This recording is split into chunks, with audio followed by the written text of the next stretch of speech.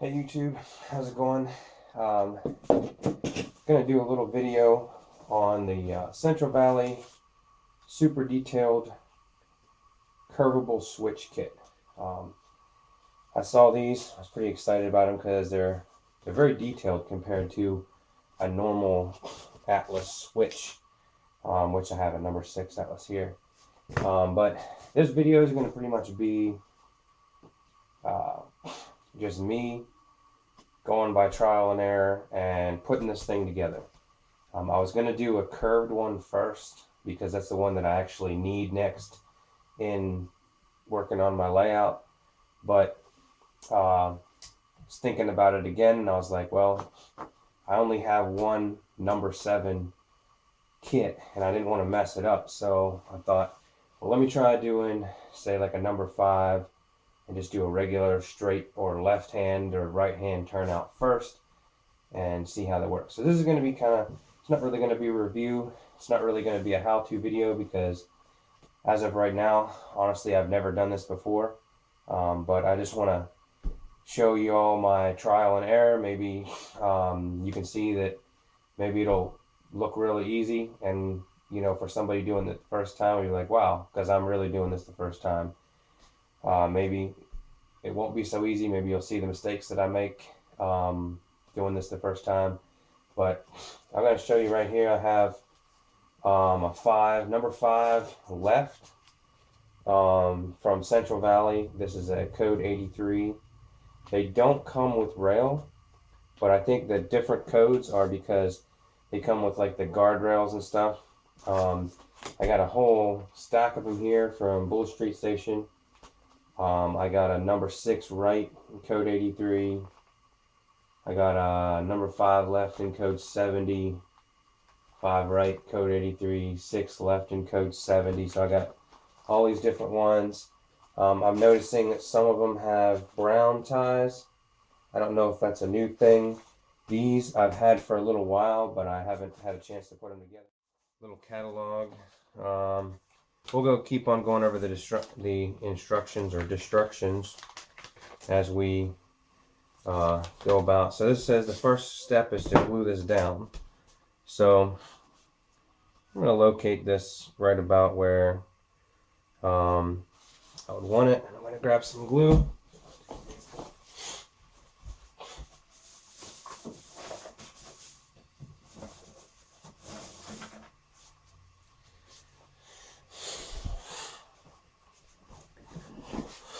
Alright. I'm just going to use regular white glue. And just because I'm building this one on this piece of wood doesn't mean I won't use this later on my layout. Probably will. And let's see what it says here about this fine. Okay, so I don't know if you can see it, but this is the top side of the ties. It has all the detail on it, all the little spikes and fish plates and everything. And as you can see, this is the diverging route. And it says you should never curve it away from the diverging route, or basically you're always going to curve it that way. So if you're going to curve it, you cut all these small sections here, and I don't know if you can tell on the video, but this web here is a lot thicker than this web over here, and it also has thicker sections where the points and the frog are, because they don't want you to cut. It looks like they don't want you to curve the frog, which I don't really see what the point of having a curved turnout would be that doesn't have a curved frog, but I don't know. We'll see how this works out for us. So, gonna put straw line, put some dimensions here. Pencil won't cooperate. Oh well.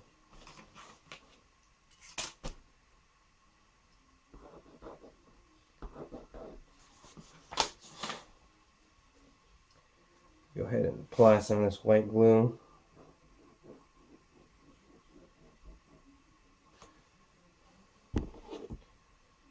Oh, let me know if you think that's too much. Go ahead and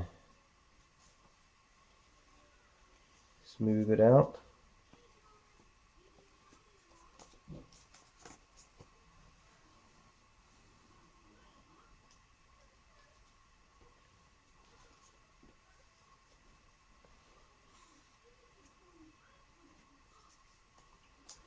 Looks good. All right, let's lay this in here.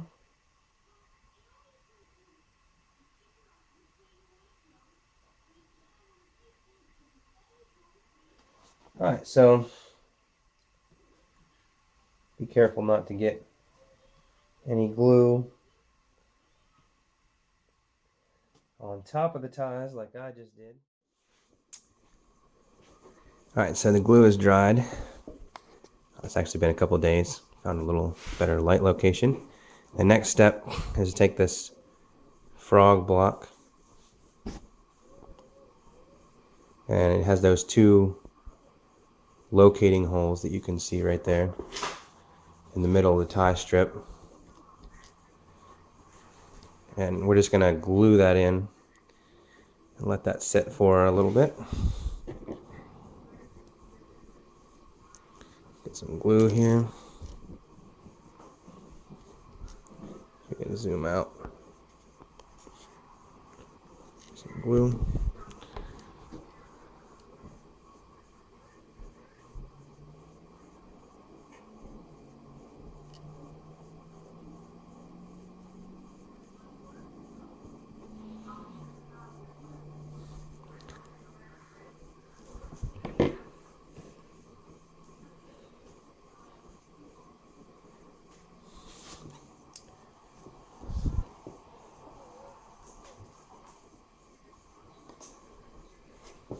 Seat that right in there into those holes.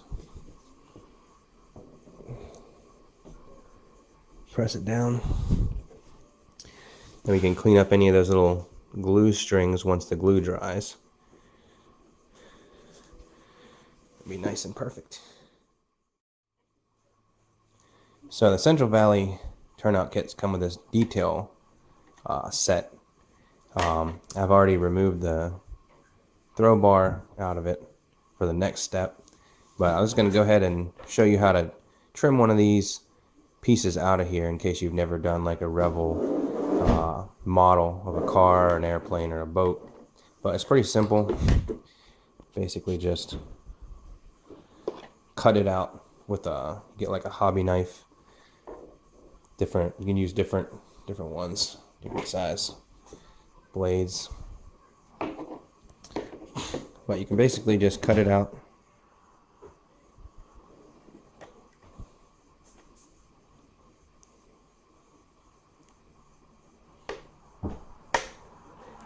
Very carefully.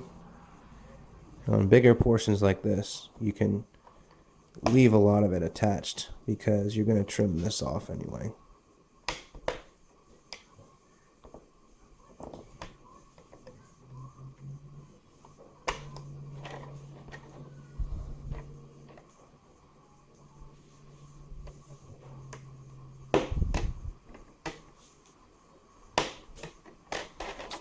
All right. There's that piece. That's what's called come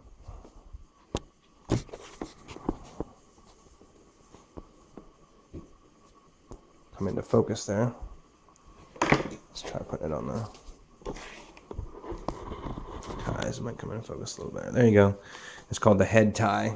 And in the drawing, it's supposed to look like that. So I'm gonna trim it up as best as I can. It'll look like that. Basically, all you have to do is, let's see here, trim. It's kind of like you're carving. You just trim. Very difficult to get this camera to focus. Let's try that. So basically just trimming off little pieces of the sprue You just shave it just like you're carving wood. It's pretty easy.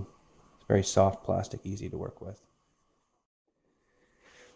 Alright, so while we're waiting for the frog block to dry, we're gonna trim the points. And we have the throw bar right here. According to the instructions, it says that the Central Valley switches ship with the same points, regardless of, these are the points here, regardless of the size of the switch.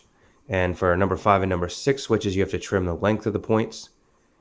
And then for number 7, 8, and 9, you would remove the little tab.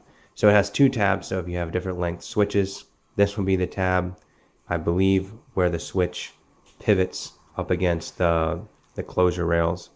And this would be the tab where it hooks into the throw bar, and that would be the end that goes up against your stock rails.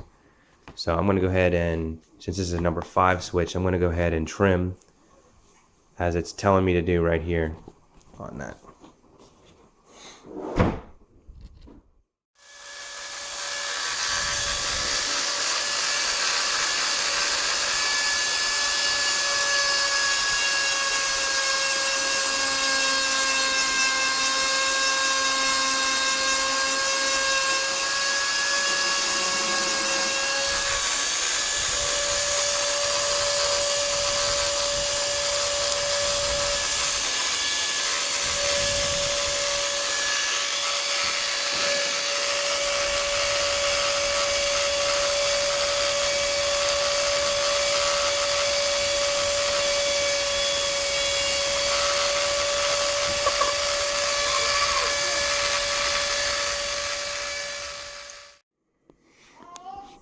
Alright, so the next step is you have to file this, the instructions say file, but, wait for it to come into focus there. Come on now.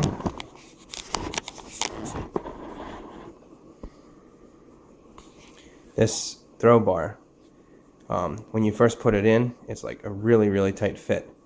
And they say you can file it or trim it. It needs to move like really, really smoothly back and forth. And then also, which I've actually already done that. I was piddling with that while the glue was drying on the frog block. Also, you can see here, I actually had a little bit of glue from when I put the white glue on.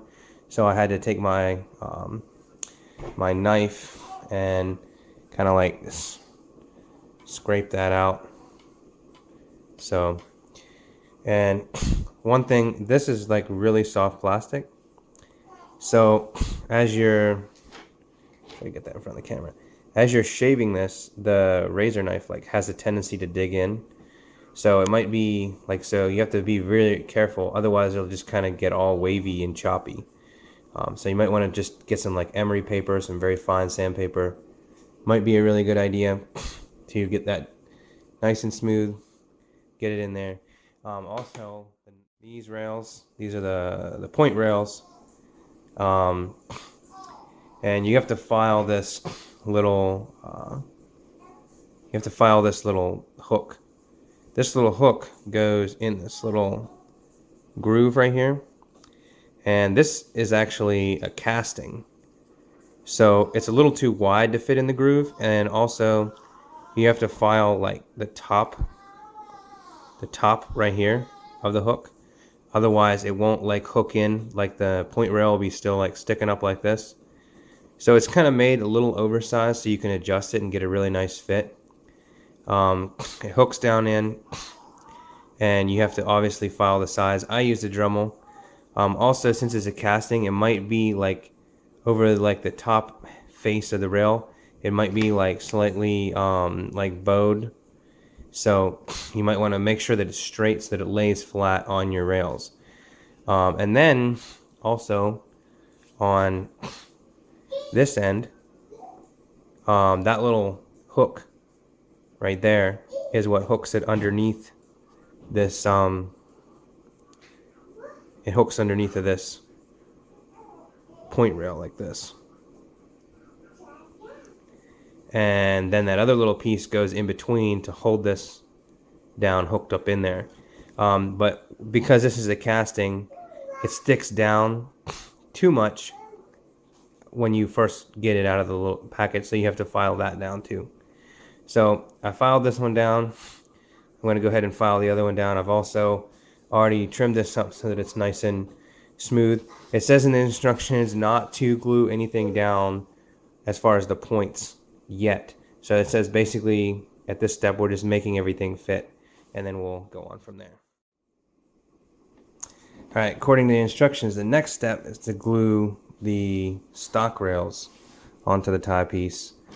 But before we do that, it says that we're supposed to take this little piece of foil, make some little strips that will bring, I'll show you, according to the instructions here.